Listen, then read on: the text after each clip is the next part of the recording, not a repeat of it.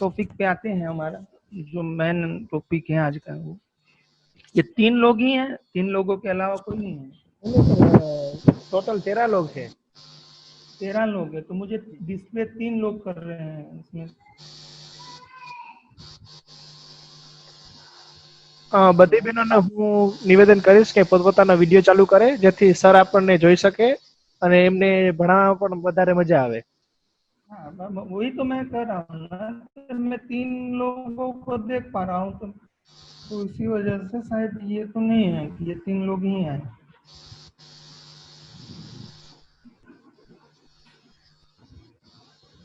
Hello. जी sir. हाँ, तो आ गए सब। जी सर। इन लोगों की आवाज आएगी, इन जी लोगों की सर। आवाज आ सकती है। जी सर।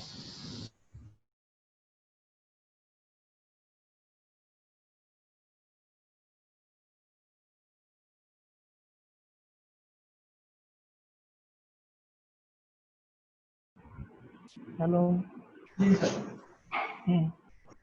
हेलो, आवाज आ रही है?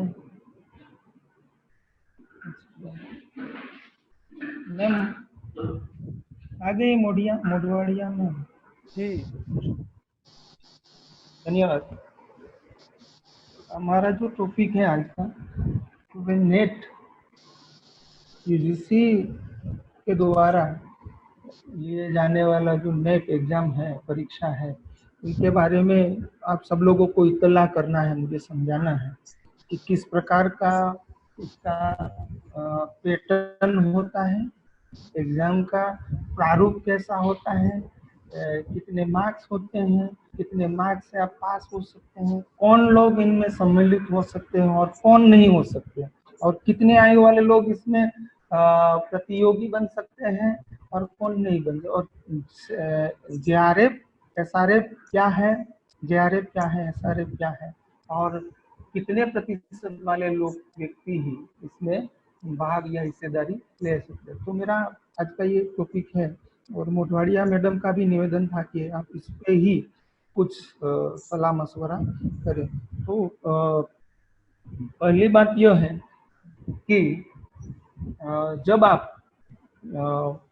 एमए या टीवाई यानी अंतिम स्नातक का अंतिम सत्र में जो पढ़ रहे हैं, जिनकी पढ़ाई हो रही है, ऐसे छात्र के मन में ऐसे ख्यालात होते हैं, क्योंकि अपने प्रोफेसर या अपने अध्यापक या अपनी अध्यापिकाओं को देखकर उनके जहन में भी ये विचार आता है कि क्यों ना मैं भी इनकी तरह अध्यापक बन जाऊं या अध्यापिका बन जाऊं।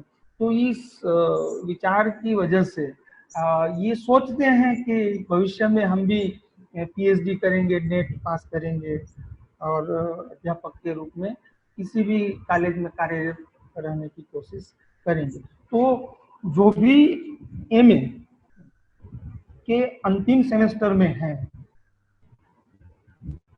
टीवाई के बाद एमए के जो 4 सेमेस्टर लगते हैं, पहला, दूसरा, तीसरा और चौथा, तो चौथे सेमेस्टर में आप जब पढ़ाई कर रहे हैं, उस दौरान आप इनका फॉर्म भर सकते, फिलअप कर सकते।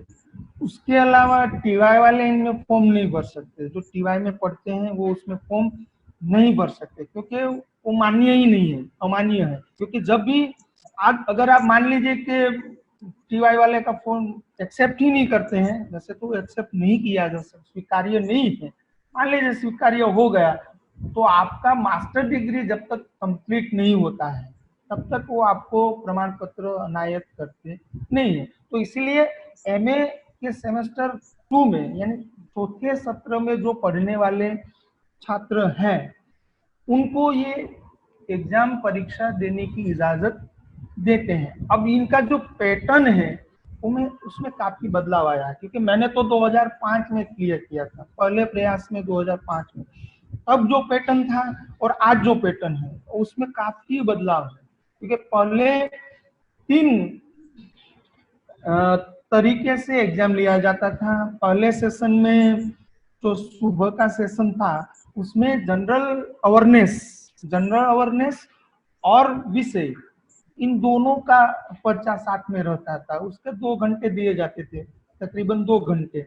और दोपहर के बाद का जो अपराह्न का समय है, अपराह्न का जो समय है, अपराह्न के बाद जो तीसरा पर्चा रहता था वो लिखित स्वरूप होता था, पुरानी पद्धति में, नेट की पुरानी पद्धति में ये होता था, जिनमें आपको 2 मार्क्स के लिए, 1 मार्क्स के लिए, 5 मार्क्स के लिए, 10 मार्क्स के लिए लिखित स्वरूप में वो पर्चा भरना पड़ता। लेकिन अब जो है, इन्होंने जो नेशनल टेस्टिंग एजेंसी के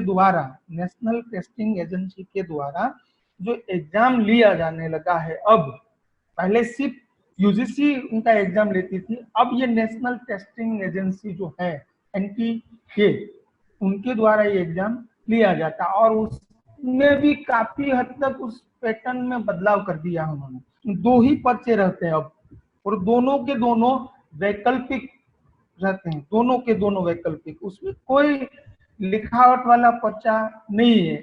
और दोनों पर्चे का जो समय है वो 3 घंटे का 2 सेशन में लिया जाता। पहले पेपर में जनरल अवेयरनेस और विषय वाला, दूसरे में भी संपूर्ण 81 जो है, जितने भी 81 विषय जो भी मास्टर डिग्री में चलते हैं या जो भी कॉलेजों में पढ़ाए जाते हैं, इन सभी विषयों के व्यक्तिगत तौर पर उनके उपलक्ष्य में प्रश्न पूछे जाते हैं। तो ये आज का पैटर्न है, अभी का पैटर्न है, एग्जाम का पैटर्न है। मैंने पहले जो बताया था वो पुराना पैटर्न था, जिनमें हम लोगों ने एग्जाम देकर पास किया। अब इस पैटर्न में मेरे ख्याल से सभी के सभी लोग पास हो सकते हैं, अगर थोड़ा सा मेहनत करें तो पास हो सकते। तो आपके दिमाग में ये प्रश्न होगा कि कौन से अभ्यासक्रम रखे जाएंगे, इनमें क्या क्या बातें पूछी जाएंगी। तो उसमें पूरा का पूरा हिंदी साहित्य है। पहले पर्चे की बात नहीं कर रहा हूँ, पहले पर्चे के भीतर भी वो क्या पूछते हैं, तो उसमें टीचिंग योग्यता, आप पढ़ाने के लिए योग्य है, उसके उपलक्ष्य में वो 5 प्रश्न पूछते हैं, और एक प्रश्न का 2 मार्क्स होता है दोनों पर्चे में। पहला जो पर्चा है वो उसमें 50 प्रश्न पूछे जाते हैं, प्रत्येक प्रश्न के 2 मार्क्स होते हैं, यानी 100 मार्क्स हुए। दूसरा पर्चा है उसमें 100 प्रश्न पूछे जाते हैं और प्रत्येक प्रश्न के 2 मार्क्स यानी 200। तो इक्वली जो है दोनों को मिलाकर 300 मार्क्स का ये पूरा परीक्षा का सेशन रहता है। और पहले पर्चे में टीचिंग योग्यता, आपका संशोधन के प्रति आप में कितना अवेयरनेस है, जागृति है वो, फिर आपका रीजनिंग, लॉजिकल पूछा जाएगा, फिर तकनीकी, कम्युनिकेशन, आईटी के संदर्भ में 5 प्रश्न पूछे जाते हैं। जो भी मैं बोल रहा हूँ उसमें से 5 ही प्रश्न पूछते हैं, अधिक नहीं, ठीक है। और प्रत्येक प्रश्न के 2 मार्क्स होते हैं, प्रत्येक के 2। इसके अलावा इसमें नेगेटिव सिस्टम नहीं है, फिर नए में उन्होंने नेगेटिव सिस्टम डाला नहीं। पुराने में नेगेटिव था कि अगर आप पहले पर्चे पास करते हो तो दूसरा पर्चा जांचा जाएगा, अगर दूसरा पर्चा आप पास करते हो तो तीसरा पर्चा जांचा जाएगा। लेकिन आप दोनों पर्चे में फेल है तो आपका तीसरा पर्चा जांचा नहीं जाता था पहले में। अब इनमें उन्होंने काफी हद तक बदलाव कर दिया है, यानी नेगेटिव सिस्टम जो है निकाल दिया है, नेगेटिव मार्क्स रखा नहीं है, इसलिए इसमें कोई नेगेटिव नहीं है, प्रत्येक प्रश्न के 2 मार्क्स है। तो ये पहला जो पर्चा है जनरल अवेयरनेस वाला, उसमें तकनीकी, फिर पर्यावरण, बस्ती, उच्च शिक्षा, सरकार की नीतियां, उनका वहीवटी एडमिनिस्ट्रेटिव कैसा है वह, शासन पद्धति कैसी है, फिर प्रत्यायन कम्युनिकेशन कैसे होता है, उसके ऊपर से 5 प्रश्न पूछते हैं। और डेटा यानी माहिती पूरे भारत की, यानी उसमें कौन मिनिस्टर है, कौन ये है वो है, उन सब के ऊपर से 5-5 प्रश्न पूछे जाएंगे। यानी पहला पर्चा कुल मिलाकर 50 प्रश्न पूछे जाते हैं और 50 के प्रत्येक प्रश्न के 2 मार्क्स यानी 100 हुए। अब जो दूसरा पर्चा है जो विषय के उपलक्ष्य में पूछा जाए, दूसरा पर्चा जो है यानी प्रश्न पत्र, वो विषय के उपलक्ष्य में, उसमें हिंदी साहित्य का इतिहास। अब हिंदी साहित्य का इतिहास यानी संपूर्णतः, हिंदी साहित्य का इतिहास यानी संपूर्णतः, उसमें हिंदी साहित्य साहित्यिक दर्शन हो सकता है, हिंदी साहित्य लेखन पद्धतियां हो सकता है, हिंदी साहित्य का काल विभाजन हो सकता है, नामकरण, आदिकाल की विशेषताएं एवं साहित्यिक प्रवृत्तियां, राष्ट्र साहित्य, आदिकालीन साहित्य का जैन साहित्य, सिद्धनाथ साहित्य, आमिर खुसरो, हिंदी कविता, विद्यापति, उनकी पदावली और लौकिक साहित्य, यानी पूरा का पूरा जो है आदिकाल, आदिकाल के भीतर जितने भी पाठ पढ़ते हैं, जितने भी प्रकार पढ़ते हैं, वो दूसरे प्रश्न के भीतर, दूसरे प्रश्न पत्र के भीतर से पूछे जा सकते हैं। फिर हिंदी साहित्य की गद्य विधाएं, हिंदी साहित्य की गद्य विधाएं ढेर सारी है, उपन्यास, कहानी, नाटक, निबंध, आलोचना, रेखा चित्र, आत्मकथाएं, प्रवास साहित्य, संस्मरण, सब कुछ, यात्रा साहित्य, जीवनी, रिपोर्टाज, ये सब कुछ हिंदी साहित्य की अन्य गद्य विधाएं जो उनके भीतर से भी पूछ सकते हैं। किनमें से कितना ज्यादा पूछेंगे वो तय नहीं है, लेकिन अगर आप तैयारियां कर रहे हो, अगर आप परीक्षा देने की सोच रहे हो, भविष्य में आपको ऐसा प्रतीत हो रहा है कि हम जो अध्यापक बनना चाहते हैं, तो आपको पूरा का पूरा हिंदी साहित्य जो है उनको पढ़ना पड़ेगा, उसको समझना पड़ेगा। सिर्फ आदिकाल पढ़ने से आप नेट की परीक्षा उत्तीर्ण नहीं हो सकते, आदिकाल के साथ मध्यकाल भी पढ़ना पड़ेगा, रीतिकाल भी पढ़ना पड़ेगा, आधुनिक काल भी पढ़ना पड़ेगा, भारतेंद्र युग भी तैयार करना है, द्विविधि, छायावाद, प्रगति, प्रयोग, सब कुछ, नई कविताएं ना, अकविताएं, अकहानी, सब कुछ जितना भी हिंदी साहित्य के भीतर है, यानी 2000 तक का जितना भी साहित्य है वो पूरा का पूरा साहित्य आपको तैयार करना अनिवार्य है। अन्यथा आप जब परीक्षा के लिए बैठेंगे, परीक्षा खंड में आप उपस्थित होंगे और आप सोचते रहेंगे कि ये प्रश्न कहाँ से आया, क्योंकि नेट में दूसरे पर्चे के भीतर ये तय नहीं है कि किसमें से कितना पूछा जाएगा, इसलिए आपको तैयारी करनी है। अगर आप तैयारी करना चाहते हैं तो संपूर्ण हिंदी साहित्य को आपको पढ़ना पड़ेगा, संपूर्ण हिंदी साहित्य को जानना पड़ेगा। उसके अलावा आपको काव्य शास्त्र पढ़ना पड़ेगा दूसरे पर्चे के भीतर, उसमें पूरा का पूरा पाश्चात्य काव्य शास्त्र, पाश्चात्य, इसमें रस होगा, शब्द शक्ति होगी, काव्य गुण होंगे, काव्य दोष होंगे, रस संप्रदाय, अलंकार संप्रदाय, रीति संप्रदाय, ध्वनि, वक्रोक्ति, औचित्य, रस निष्पत्ति, साधारणीकरण, अरस्तु का सिद्धांत पढ़ना पड़ेगा, वर्ड्सवर्थ का, कालरीज का, टी.एच. इलियट, आईवी रिचर्डसन, और नई समीक्षा मिथकीय, फंटासी, कल्पना, प्रतीक और बिंब, यानी पूरा का पूरा पाश्चात्य साहित्य, इकाई 3 के भीतर पाश्चात्य साहित्य पूरा का पूरा पढ़ना पड़ेगा। उसके अलावा हमें हिंदी साहित्य की वैचारिक पृष्ठभूमि क्या है, हिंदी साहित्य का जो निर्माण हुआ है उसके पीछे वैचारिक पृष्ठभूमि कौन सी रही है। नव जागरण काल जिसे कहते हैं, स्वाधीनता आंदोलन का पृष्ठभूमि रहा है, फिर खड़ी बोली आंदोलन रहा है, फोर्ट विलियम कॉलेज रहा है, भारतेंद्र युग, हिंदी नव जागरण युग, महावीर प्रसाद द्विवेदी और हिंदी नव जागरण, गांधीवादी दर्शन, आम्बेडकर दर्शन, लोहिया दर्शन, मार्क्सवाद, मनोविश्लेषणात्मकवाद, अस्तित्ववाद, उत्तर आधुनिकतावाद, अस्मितामूलक विमर्श, दलित, स्त्री, आदिवासी और अल्पसंख्यक वैचारिक पृष्ठभूमि के बारे में आपको अवगत करना पड़ेगा। अगर ये सब आप तैयार करेंगे तो आपको परीक्षा के दौरान समस्या कम होगी। फिर 5वीं जो इकाई है हिंदी कविता यानी आदिकाल से लेकर आधुनिक काल तक की संपूर्ण हिंदी कविता साहित्य के बारे में पढ़ना पड़ेगा, उसके उपलक्ष्य में वो पूछा जाएगा। अगर वो नहीं पढ़ते हैं तो प्रश्न छूट जाएंगे, क्योंकि कौन सा कवि की कविता कौन सी है, काव्य संग्रह कौन सा है, तो पूरा एक तह तक जाना है। तह कहीं पर भी एक छोटा सा भी बिंदु छोड़ना नहीं, अगर छोटा सा भी बिंदु छोड़ देते हो तो आपको गड़बड़ी हो सकती। जिन लोगों के मन में ये ख्यालात है उनके लिए कर रहे हैं। अगर ख्यालात नहीं है तो ठीक है, लेकिन जिन लोगों को अध्यापक बना, और आपको मैं ये बताने का कष्ट कर रहा हूँ कि नेट क्यों जरूरी है, ये बता दूं आपको कि मैं गवर्नमेंट कॉलेज का अध्यापक हूँ, ठीक है। आप सब लोग ग्रांटेड कॉलेज के छात्र एवं अध्यापक स्टूडेंट हैं। आपके लिए जीपीएससी कंपलसरी नहीं है, ठीक है। आपके लिए जीपीएससी क्लास 2 की परीक्षा कंपलसरी नहीं है। हमारे लिए गवर्नमेंट कॉलेज के अध्यापक के लिए जीपीएससी गेजेटेड क्लास 2 की परीक्षा जो है अनिवार्य है। तो उस परीक्षा देने के लिए प्राथमिक योग्यता क्या होनी चाहिए? नेट और पीएचडी। अगर आप पीएचडी नहीं है, सिर्फ नेट है, तो ये गवर्नमेंट कॉलेज के अध्यापक बनने के लिए आप योग्य हो, आप परीक्षा दे सकते हैं जीपीएससी की।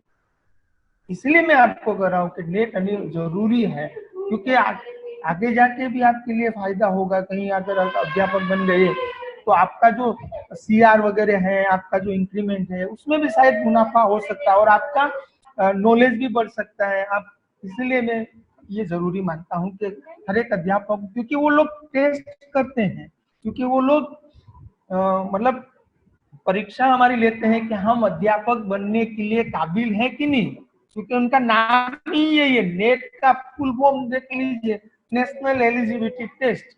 राष्ट्रीय पात्रता योग्य हो कि नहीं आप अध्यापक बनने के लिए, अध्यापक बनने के लिए आप में पात्रता है कि नहीं, ये जांचना इसके द्वारा जांचा जाता है। तो इसलिए आप नेट जरूरी है, मेरे ख्याल से नेट पास करना अनिवार्य बन जाता है।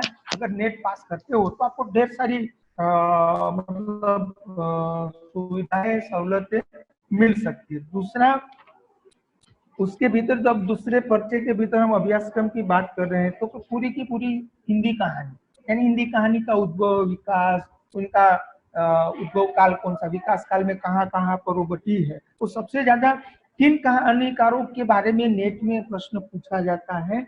तो उसमें स्पष्ट कहा गया है सिलेबस के भीतर कि राजेंद्र बाला घोष की बंग महिला जो कहानी है, उसके ऊपर राजेंद्र बाला घोष नामक जो लेखिका है, उसकी चंद्रदेव से मेरी बातें और दुलाई वाली, ये दो कहानियों के भीतर से वो प्रश्न पूछ सकते हैं हिंदी कहानी साहित्य में। फिर माधव राय सप्रे, एक टोकरी मिट्टी, पूरा का पूरा प्रेमचंद की ईदगाह, दुनिया का अनमोल रत्न, ये सारी जयशंकर प्रसाद की आकाशदीप, जैनेन्द्र का अपना भाग्य, चंद्रधर शर्मा गुलेरी की उसने कहा था कहानी, ये सारी कहानियों के मतलब हिंदी कहानियों के भीतर से प्रश्न पूछ सकते हैं। फिर हिंदी निबंध में कौन से निबंधकारों के निबंध के भीतर से प्रश्न पूछे जा सकते, तो पूरा का पूरा भारतेंदु युग के भीतर जितने भी कवि रहे हैं यानी निबंधकार रहे हैं, प्रताप नारायण मिश्र हो, बालकृष्ण भट्ट हो, रामचंद्र शुक्ल हो, हजारी प्रसाद द्विवेदी जो हो, विद्यानिवास मिश्र, फिर अध्यापक पूर्ण सिंह, कुबेरनाथ राय, विवेक की राय और नामवर सिंह, इन सारे के सारे निबंधकारों के निबंधों के भीतर से, यानी जो उदाहरण के तौर पर हम आपको कहें तो बालकृष्ण भट्ट जो है भारतेंद्र युगीन निबंधकार, उसके कौन से निबंध में से प्रश्न पूछे जा सकते हैं, तो उसका शिव शंभू के चिट्ठे। बालकृष्ण भट्ट जो है भारतेंद्र युगीन निबंधकार है, तो उसका कौन सा निबंध ऐसा है जिनमें से प्रश्न नेट के भीतर पूछा जाए, तो स्पष्ट है शिव शंभू के चिट्ठे।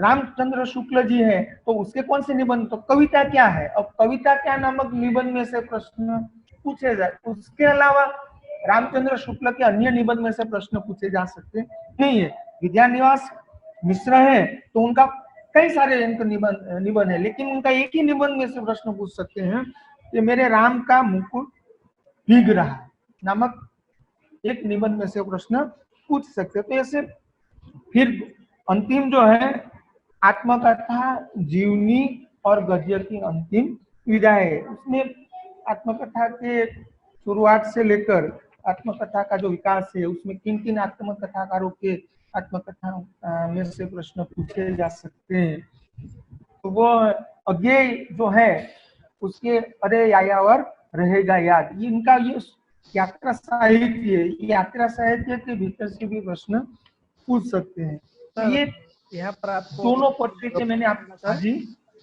हमारे पास 1 मिनट से भी कम समय बचा है इस सेशन को खत्म करने के लिए, तो सभी से निवेदन चाहूंगा। लंबा नहीं खींच सकता, लंबा नहीं खींच सकता। नहीं, दूसरा सेशन हम अभी चालू करेंगे थोड़ी देर में। अच्छा ठीक है, तो थोड़ा और मैं और उनकी जानकारियां दे देता हूँ 1 मिनट के भीतर। समय मर्यादा तो के इस ना ठीक है, कर लेते हैं, कर दूसरा लेते हैं पूरा। स्टार्ट इस परीक्षा के लिए जो फीस रहती है उसका थोड़ा बहुत बाहरी जानकारियां देते हैं। फीस रहती है जनरल कैटेगरी वालों के लिए 1000 रुपया है, ओबीसी के लिए 500 रुपया है, एससी एसटी, जैसे कि हमने आगे के सत्रों में जो बताया था इसके भीतर हम चर्चा कर रहे थे कि जो भी प्रतियोगी इसमें हिस्सेदारियां लेते हैं या भागीदारी लेते हैं या इनमें सम्मिलित होते हैं, इनके लिए जो फी का जो प्रारूप है, फीस कितनी लगती है यानी पैसे कितने व्यय होते हैं आपके, तो हमने उसमें बताया था कि जो जनरल कैटेगरी है उसके 1000 रुपया, 1000 रुपया फीस है। फिर ओबीसी के लिए 500 रुपया फीस है। दूसरी अब वो लोग वहां चढ़ रहे हो, ओबीसी के लिए 500 है, एससी एसटी और पीएस जो है कैटेगरी वर्ग के लोग, उनके लिए 250 रुपया फीस है। मान लीजिए कि उसमें पास होने का जो क्राइटेरिया है, कितने मार्क्स अगर आप प्राप्त करते हैं, कितने अंक अगर लाते हैं तो पास कहलाते हैं। तो उसमें भी कैटेगरी वाइज यानी वर्ग वाइज उनको पास करने का मतलब रखा गया है कि अगर आप ओपन कैटेगरी में फॉर्म फिलअप करते हैं, भरते हैं, तो आपको 40% 40% अंक लाना अनिवार्य है, तो आप पास हो सकते हैं। बाकी ओबीसी एससी एसटी पीएस वाले जो वर्ग के जो लोग हैं उनके लिए 35% मार्क्स अगर वो लाते हैं तो पास कहलाते हैं। फिर दूसरा उसमें एक और ऐड करना चाहता हूँ कि भाई इनमें उम्र की पाबंदियां क्या है, कितनी आयु तक आप उसमें अप्लाई कर सकते हैं। उसमें कोई ये नहीं है कि आप एक ही ट्राई दे सकते हो, जब तक आपकी आयु यानी समय मर्यादा जो है, उम्र की समय मर्यादा के भीतर हो तब तक आप दे सकते हो। तो इस नए प्रारूप के अनुसार ओपन के लिए 30 साल का आयु रखा गया है और कैटेगरी वाइज वाले लोग जो है ओबीसी एससी एसटी पीएस उनको 5 साल और उनको अनामत दिया गया रिजर्वेशन जोड़कर। तो ये इनके लिए छूट-छाट है 5 साल का, ओपन के लिए 30 साल और अनामत के लिए 5 और जोड़ दिया। अनामत वर्ग में सब आ जाते हैं, ओबीसी एससी एसटी पीएस सबके सब।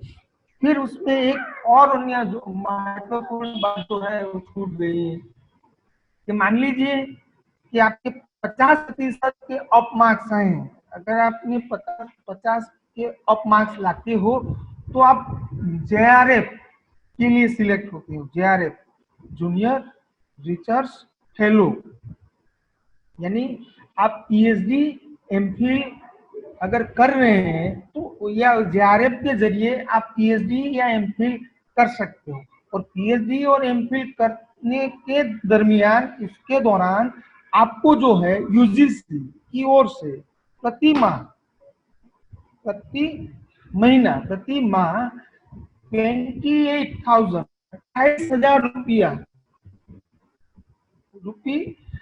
या जो है अनुदान यूजीसी की ओर से मिलेगा, जिनमें आपका एचआरए भी आएगा, डिपार्टमेंट असिस्टेंट, स्टेशनरी खर्च सब कुछ मिलाकर प्रति माह आपको 28,000 रुपये मिलता है प्रति मास 2 साल के लिए। अगर आपके 50% से अप मार्क्स आए तो, क्योंकि जेआरएफ का जो प्रारूप है उसका जो रेशिया है उसके आधार पर सिर्फ 50 के अप जाते हैं। जब 50 के अप मार्क्स जाते हैं तो ही आपको जेआरएफ के लिए सिलेक्ट किया जाता है। अगर 50 के अप मार्क्स नहीं होते हैं, आपके 50 से अधिक मार्क्स नहीं होते तो सिर्फ आप नेट पास कर सकते हैं, और 50 से अधिक आ जाए तो नेट के साथ जेआरएफ भी आप पास कर लिया और JRF पास कर लिया, इसका मतलब ये हुआ कि आपको प्रति माह यूजीसी के द्वारा 28,000 रुपये मिलेंगे संशोधन के लिए।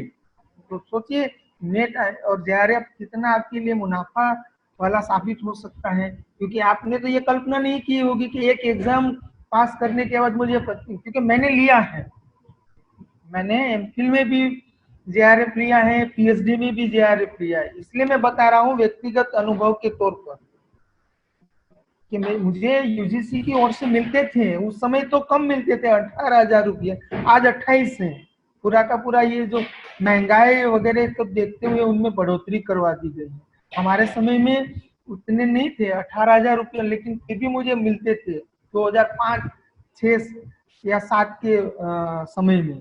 तो मेरे लिए, आपके लिए ये मुनाफा साबित हो सकता है। फिर मान लीजिए कि आपने 2 साल के लिए JRF कर लिया, तो फिर आपको ये उनकी समयावधि जो है बढ़ोतरी हो सकती है, यानी 3 साल के लिए SRF मिल सकता है, सीनियर रिसर्च फेलो, यानी संशोधन के लिए 3 साल और बढ़ा देंगे और 3 साल में भी प्रति माह आपके लिए 28,000 रुपया धनराशि आपको यूजीसी की ओर से प्राप्त होगी। तो सोचिए प्रति माह इतना आप पैसे प्राप्त कर सकते हो और आपका संशोधन भी हो जाएगा, यानी आपका, आप किसी भी विषय में आप अपनी रुचि रखते हो ऐसे विषय में अपना संशोधन कार्य पूर्ण कर सकते हैं। तो मेरे ख्याल से ये जो है इनमें आपको पार्टिसिपेट होना चाहिए और करना चाहिए, और इसमें जुड़कर आप अपने भविष्य में आगे अध्यापक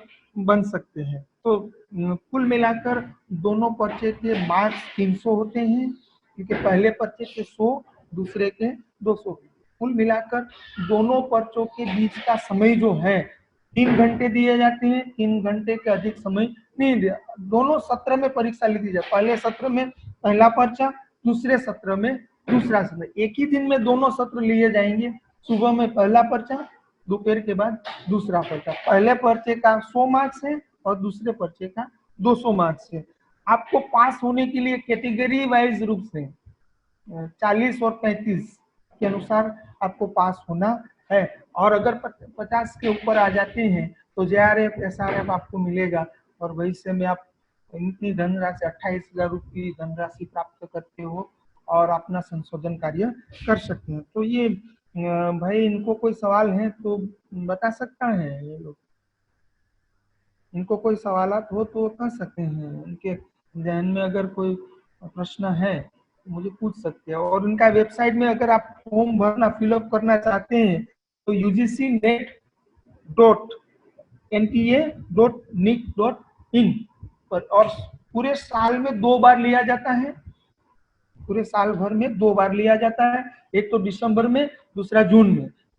अब तो ये कोरोना वायरस की स्थिति के कारण वो परीक्षा जो है उसको स्थगित कर दिया, वरना तो उनका वो परिपूर्ण हो जाता जून में, ठीक है, लेकिन ये कोरोना वायरस की वजह से उनको स्थगित कर दिया फिलहाल। लेकिन हर साल वर्ष में 2 बार उनका एग्जाम लिया जाता है, जून और दिसंबर। तो अगर इनको कोई सवालात है तो पूछ सकते हैं, मेरे ख्याल से कोई मन में ख्याल आते हैं કોઈ બહેનોના के मन में સવાલ હોય હજી નેટ બાબતમાં કે તો પોતાનો હાથ ઊંચો કરી શકે છે આ રીતે पूछ सकते हैं, बिंदास पूछ सकते हैं, बेधड़क पूछ सकते हैं, बिना संकोच पूछ सकते हैं, क्योंकि मैं तो सिर्फ आपका मेंटर हूँ, इसलिए बिना संकोच के किसी भी प्रकार की कोई समस्या हो तो कर सकते हैं। પહેલા તો હું બધી બહેનોને નિવેદન કરીશ કે બધાય પોતપોતાનો વિડીયો ચાલુ કરે જેથી અમને ખબર પડે કે તમે હાથ ઊંચો કર્યો છે કે નહીં. પછી વિડીયો બંધ રાખીને હાથ ઊંચો કરશો તો ખબર નહીં પડે. मेरी बात आपको समझ में आई है? जितने भी छात्राएं यहाँ मुझे देख रही हैं या मुझे सुन रही हैं, क्योंकि आपको मेरी बात समझ में आई है? मेरा जो ये सेशन रहा है उसमें आपको बात समझ में आई है या नहीं आई? मन में कोई ख्यालात हैं, विचार हैं तो आप प्रकट कर सकते हैं, बेझिझक प्रकट कर सकते हैं। अच्छा लगा तो ठीक है, बुरा लगा फिर भी कर सकते हैं।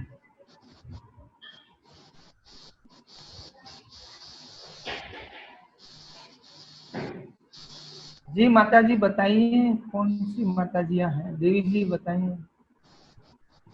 किरण बेन,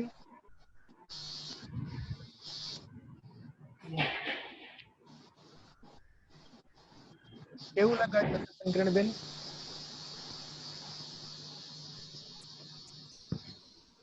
હા, સારું લાગ્યું, ઘણું બધું જાણવા મળ્યું, કઈક નવું નવું સારું લાગ્યું કે આપણે આગળ શું કરવું, કેવી રીતે એની એક્ઝામ નું બધું પ્રિપેરેશન કરવું, બહુ સારું હતું. आप समझ पाई हैं? मेरा मेरा चालू रखो ना, एक बार इनके साथ जुड़वाओ ना, इनको पूछना है। आप समझ पाई हैं पूरा? हाँ माता मैंने जी समझा। आप माता जी समझ पाई हैं पूरा? हाँ समझा समझ गए ना? आपने। हाँ हाँ और सही में समझ आया ना? नेट क्या है, कितने पर्चे हाँ हैं, हाँ कितने मार्क्स हाँ, आपने चाहिए, हिंदी साहित्य के बारे में कहा था, वो सब कुछ ये जो मैंने जाना कहा था मैंने। ना, वो दूसरे पर्चे के भीतर था, हाँ समझ वो लीजिए। दूसरे। हाँ ये जो है, लेकिन मैंने उनका जो प्रारूप बताया, पूरा का पूरा प्रारूप बताया है कि कितने मार्क्स होते हैं, एक पर्चे हाँ, में कितना 50 समय से लगता ज्यादा है। अगर मार्क आए तो आपने बोला था। मतलब ये तो जेआरएफ हो सकते हैं, ठीक है। हाँ पहले हाँ पर्चे में आपको 50 प्रश्न होते हैं, दूसरे प्रश्न में 100 प्रश्न होते हैं, प्रत्येक प्रश्न के 2 मार्क्स होते हैं, समझ रहे हैं ना? हाँ हाँ ये सब समझ में आया। अगर आप पास, हम्म, सिर्फ नेट पास करना है तो आपको ओपन में हो तो 40% चाहिए। अगर आप कैटेगरी में हो, ओबीसी में हो, एससी एसटी में हो, तो 35% मार्क्स चाहिए, ठीक है। और 50 से अप हो जाते हैं तो आप जेआरएफ पास कर लेते हो। जेआरएफ पास करने के बाद क्या नेट के साथ जेआरएफ होता है, उस सर्टिफिकेट में लिखा जाता है कि नेट प्लस जेआरएफ। तो नेट प्लस जेआरएफ में मैंने बताया था ना, 28,000 रुपया हाँ हर माह आपको मिलेगा, है ना? तो पूरा समझ में आया? कोई सवाल है इसके लिए? બીજી કોઈ બહેનોને કોઈ तो સવાલ? उपलक्ष्य में कोई सवाल है इस सेशन में? मतलब जो भी हमने कहा उसको लेकर अगर आपके जहन में कोई विचार या प्रश्न है तो बताइएगा। જો સર, जी અગર જો કોઈ સવાલ હોય તો સર ભલે અત્યારે ના હોય ને પછી બાદમાંથી કોઈ સવાલ આવે તો પણ જાણ કરજો, તો આપણે સર હંમેશા આપણી હેલ્પ કરવા માટે તૈયાર જ છે, मैं तैयार हूँ। પૂછી શકજો। मैं किसी भी मैं ना, मुझे पढ़ाने का मौका मिल रहा है भाई। सोचिए, 3 महीने के बाद मैं इन स्टूडेंट को देख रहा हूँ, तो मेरे लिए पैसे मायने नहीं रखते कि कितने पेशेंट फलाना दिखना है, ये कुछ भी मायने नहीं रखते मेरे लिए। तो ये स्टूडेंट मायने रखते हैं। तो मुझे मौका मिला, मुझे खुशी इस बात की है। और उस देवी जी का धन्यवाद करना, मोटवाड़िया मैडम का धन्यवाद करेंगे, क्योंकि उसने मुझसे जुड़ने की कोशिश की, ये संभव हो सका। इसलिए मैं तो सही में आपको सबका धन्यवाद करता हूँ कि मुझे मौका मिला है, रूबरू होने का मौका मिला। ठीक है, सर, और अगर बताइए। और किसी भी छात्रा को कोई सवाल नहीं है तो हम इस सेशन को राह में चले। तो सबसे जी पहले तो हम सर भरत सर का सब धन्यवाद करते हैं, तहे दिल से शुक्रगुजार है सर कि आपने अपना कीमती समय हमारे लिए निकाला और इतनी अच्छी जानकारी, इतनी सचोट जानकारी हमें दी। नहीं, मुझे तो यही डर है कि पहुंचा कि नहीं पहुंचा। मैंने जो पहुंचाने की कोशिश की, अगर वो तह तक पहुंच गया है तो बस हो गया मेरा काम पूर्ण। हाँ? वो अगर तो ये सब लोगों को अगर ये बात समझ में आ जाएगी, आ गई होगी, तो मेरा काम पूर्ण हो गया। जी सर, आपने इतनी अच्छी तरह से जानकारी हमें बांटी है, इतनी सचोट, इतनी क्लियर तरीके से हमें सब बताया है कि सभी को समझ में आ ही गया होगा। और हम ये जो सब वीडियोस है वो यूट्यूब में भी हम अपलोड करते हैं, अपनी कॉलेज की चैनल है। अगर किसी को जी समझ में नहीं आया या कोई टेक्निकल क्षति की वजह से या कोई कनेक्ट नहीं हो पाया तो वो भी ये वीडियो फिर से समझ सकता है सर। तहे दिल से कहीं भी नेट के संदर्भ में, कहीं पर किसी भी दिन नेट के संदर्भ में कोई समस्या हो जी तो आप बेझिझक मुझे फोन कर सकते हैं। जी सर। ठीक है, बेझिझक फोन करिएगा। मैं कभी भी किसी भी समय फोन उठाऊंगा, ऐसा नहीं है। रात के 2 बजे भी आप अगर फोन करते हो तो मैं उठा लूंगा। और आपसे बात करने शुरू कर दूंगा। ठीक है? बहुत बहुत शुक्रिया सर। रियली स्किल मेरे पास है तो मुझे देना चाहिए, अगर मेरे पास नहीं है तो मैं, मेरे पास जानकारियां है, मैंने पास किया है, जी मैंने पास किया है, मेरे पास जानकारी है, तो मेरा कर्तव्य बनता है कि मुझे कहना चाहिए, लोगों को जी सर। बताना चाहिए। हाँ? तो इस बात को लेकर अगर सवालात होते हैं कभी भी तो आप बेझिझक जोड़ सकते हैं मुझे, और मैं यहीं राणा हाउ में ही रहता हूँ, ऐसे दूर नहीं हूँ कहीं। राणा हाउ गवर्नमेंट कॉलेज में अध्यापक हूँ, इसलिए अगर ऐसा होगा, अगर क्लास शुरू होते हैं तो हम प्रत्यक्ष रूप से इनके साथ जुड़ सकते हैं, ऐसा नहीं है। जो दीजिएगा इन्विटेशन, हम आ तहे दिल जाएंगे। से सर आशा रखते हैं कि आप कभी पोरबंदर में आइए, हमारी कॉलेज की छात्राओं को अपने ज्ञान का थोड़ा सा लाभ दे। बेझिझक मैं आऊँगा, आप जब भी बुलाएंगे, और उस मोढवड़िया मैडम भी कहेगी तो आ जाएंगे पक्का, ऐसा नहीं है। सर उनके उनके साथ भी मेरी कभी मुलाकात नहीं हुई, वो कहती थी कि हम जानते हैं आपको, लेकिन हम उनको नहीं जानते। फिर भी बिना जाने उन्होंने कहा कि आपको करना है, तो हमने कर दिया। ठीक है, कर देंगे मैडम, आपका छात्र हमारा छात्र है, जी सर। ठीक है, आपके स्टूडेंट हमारे स्टूडेंट हैं, इस वजह से हमने ये काम किया है, वरना तो मैं कहीं पर भी नहीं जुड़ा हूँ किसी को। कई सारे फोन आए थे कि आओ, लेकिन इनका मतलब ये छात्र थे तो ठीक है। और बताओ, और कुछ आप? बस तो फिर ठीक है सर, आपका भी समय बहुत कीमती है, 11 बज चुके हैं, हमने आपसे 10 से 11 का टाइम ऑक्यूपाई किया था सर। तहे दिल से शुक्रगुजार है सर आपके। शांति मैम के भी शुक्रगुजार है कि उन्होंने आपसे जुड़ने का हमें ये अवसर प्राप्त करवाया। नागर सर का क्या भी आपका शुभ नाम क्या बताया सर जी? आपका शुभ नाम क्या बताया? राज्य गुरु, हाँ जी, धवल राज्य गुरु। राज्य गुरु। जी, राज्य गुरु सर ने अच्छा, धवल मेरा नाम। धवल राज्य गुरु जी है ना आप? अच्छा अच्छा अच्छा, ठीक। अच्छे लगे, आपका स्वभाव भी अच्छा है यार, इतने हंसमुख स्वभाव के व्यक्तित्व हो आपका, तो भाई जी कौन सर। लोग आपसे मिलना नहीं चाहेगा? है, इतने हंसमुख व्यक्ति के कौन नहीं मिलना चाहेगा? है, तो अच्छे व्यक्ति हैं आप तो मेरे ख्याल सर से। बहुत बहुत धन्यवाद सर। ओके, थैंक यू, मैं रखता हूँ, ठीक है, ठीक है सर। थैंक यू, तो आज का सबका सेशन हम यहीं पर आभार। समाप्त करते हैं। फिर से हाँ हम जी, हाँ आज का ठीक है, सेशन यहीं पे हम समाप्त ओके, करते हैं। धन्यवाद। जी sir, thank you sir. Okay, धन्यवाद, थैंक यू, सबका आभार।